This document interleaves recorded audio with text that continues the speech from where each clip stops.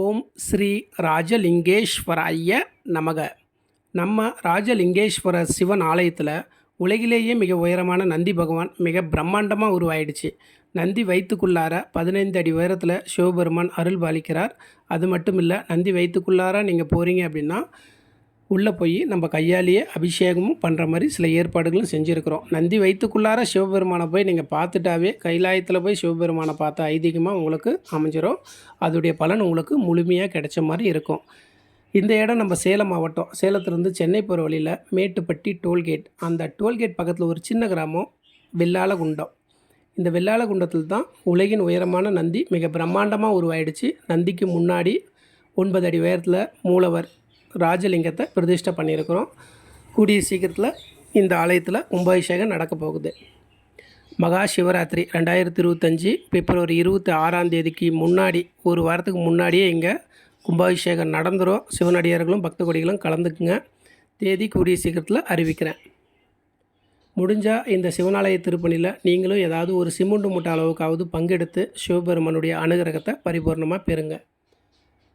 இந்த ஆலயத்துடைய சிறப்பு, இது ஒரு பரிகார ஸ்தலம். இங்கே நம்ம எந்த வேண்டுதல் எழுதி வச்சாலும் அந்த சிவபெருமானுடைய அனுகிரகத்தில் அந்த வேண்டுதல் நிறைவேற ஆரம்பிச்சிருது. அதுக்காகவே பக்த கொடிகள் நிறைய பேர் இந்த ஆலயத்துக்கு வந்துட்டு போயிட்டுருக்குறாங்க. வேண்டுதல் எழுதி வைக்கணும் அப்படின்னா நிர்வாகத்தை நீங்கள் அணுகணும். அவங்க சில பொருள்கள் கொடுப்போம். அந்த பொருளோடு எடுத்துகிட்டு போய் தான் நீங்கள் வேண்டுதல் எழுதி வைக்க முடியும். அப்படி எழுதி வைக்கணுன்னா நந்தி வயிற்றுக்குள்ளார போய் சிவபெருமானை தரிசனம் பண்ணிவிட்டு நந்திக்குள்ளே இருக்கிற அதிகார லிங்கத்து மேலேயே நம்மளுடைய வேண்டுதல் எழுதி வச்சுட்டு வந்துடலாம். அந்த லிங்கத்துக்கு மேலே நம்மளுடைய வேண்டுதல் எழுதி வைக்கும்போது அந்த வேண்டுதல் உடனடியாக நிறைவேற ஆரம்பிச்சிருது. இதை கேள்விப்பட்டு பக்த கோடிகளும் சிவனடியார்கள் நிறைய பேர் வராங்க. உங்களுக்கு எதாவது கஷ்டங்கள் ரொம்ப அதிகமாக இருக்குது, பிரச்சனைகள் அதிகமாக இருக்குது, நேரில் வர முடியல, நான் வெளியூரில் இருக்கிறேன், வெளிநாட்டில் இருக்கிறேன் அப்படின்னு நினைக்கிறவங்க என்கிட்ட நீங்கள் ஃபோன் பண்ணி கேளுங்க. உங்களுடைய பிரச்சனைகள் தீர்க்கறதுக்கு நம்ம நந்தீஸ்வரர், நந்திக்குள்ளே இருக்கிற சிவபெருமான் அருள் புரிவார். இன்றைக்கு ஒரு எளிமையான பரிகாரம். நிறைய பேர் ஒரு சில காரியத்தை செஞ்சுருப்பீங்க. அந்த காரியங்கள் கைக்கூடி வராமல் தள்ளி தள்ளி போயிட்டே இருக்கும். அதே மாதிரி ஒரு சில காரியத்துக்கு இன்றைக்கி போகலாம் நீங்கள் முடிவு பண்ணி வச்சுருப்பீங்க. ஆனால் அந்த காரியங்கள் போகும்போது அதுவும் உங்களுக்கு தடை ஏற்பட்டுரும். அதே மாதிரி இன்றைக்கி ஒரு பொருள் வாங்கலான்னு முடிவு பண்ணியிருப்பீங்க. அந்த பொருள் உங்களால் வாங்க முடியாமல் போயிடும். எந்த காரியத்தை தொட்டாலும் உங்களுக்கு தள்ளி தள்ளி போகுது அப்படின்னா, நான் சொல்கிற இந்த ஒரு எளிமையான பரிகாரத்தை மனசில் வச்சுக்கிட்டு நீங்கள் அந்த காரியத்தை செய்யுங்க.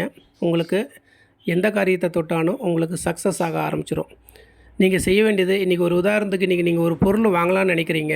அப்படிலாம் ஒருத்தர்கிட்ட போய் கடன் கேட்கலான்னு நினைக்கிறீங்க. அப்படிலாம் ஒருத்தர்கிட்ட போய் லோன் கேட்கலான்னு நினைக்கிறீங்க. எந்த காரியத்தை செய்கிற மாதிரி இருந்தாலும் முதல்ல நீங்கள் போகிறீங்க அப்படின்னா, முதல்ல உங்களுக்கு சந்திராஷ்டமம் இருக்குதான்னு பார்த்துங்க.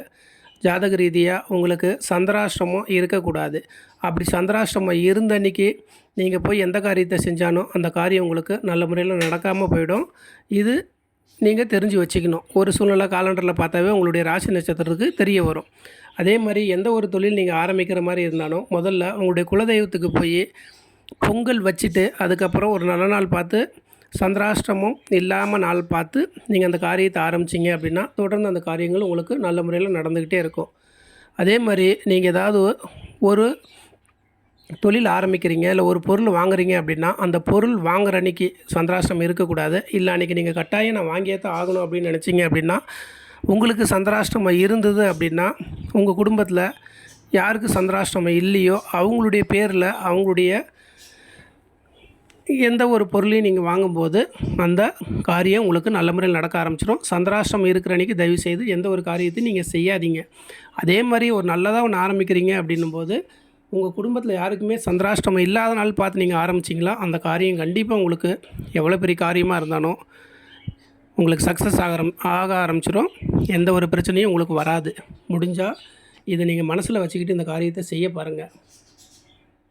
அதே மாதிரி உங்களுக்கு ஏதாவது கஷ்டங்கள் அதிகமாக இருக்குது, பிரச்சனைகள் அதிகமாக இருக்குது அப்படின்னா ஒரு முறை இந்த சிவனாலயத்துக்கு சிவபெருமானை தரிசனம் பண்ணுங்கள். இந்த ஆலயத்தில் உங்களுடைய பாதம் பட்டாவே உங்களுடைய கருமாக்கள் அடிபட்டு போயிடும். வாழ்க்கையில் நீங்கள் நினச்சதெல்லாம் உங்களுக்கு நிறைவேற ஆரம்பிச்சிடும். இங்கே வரக்கூடிய பக்த கோடிகள் அவங்க கையாலேயே அபிஷேகமும் பண்ணுறாங்க. பிரதோஷ அன்றைக்கி இங்கே கலந்துக்கிட்டீங்க அப்படின்னா எந்த நாள் வருதோ அந்த நாளைக்கே அபிஷேகம் பண்ண விடுவோம். மேற்கொண்டு ஏதாவது உங்களுக்கு விவரங்கள் வேணும் அப்படின்னா என்னுடைய நம்பருக்கு நீங்கள் எப்போ வேணால் ஃபோன் பண்ணி கேளுங்க. எந்த விஷயமானு ஃபோன் பண்ணி நீங்கள் கேட்கலாம். இந்த இடம் நம்ம சேலம் மாவட்டம், சேலத்துலேருந்து சென்னை போகிற வழியில் மேட்டுப்பட்டி டோல்கேட், அந்த டோல்கேட் பக்கத்தில் ஒரு சின்ன கிராமம் வெள்ளாளகுண்டம். இப்படிக்கு உங்கள் அருட்குரு ஸ்ரீ ராஜவேல் சுவாமி வணக்கம். முடிஞ்சால் இந்த சிவனாலய திருப்பணியில் பங்கெடுத்து சிவபெருமானுடைய அனுகிரகத்தை பரிபூர்ணமாக கிடைங்க. யாருக்கும் கிடைக்காத ஒரு பாக்கியம் கண்டிப்பாக இந்த சிவபெருமானுடைய அனுகிரகத்தில் உங்களுக்கு கிடைக்கும்.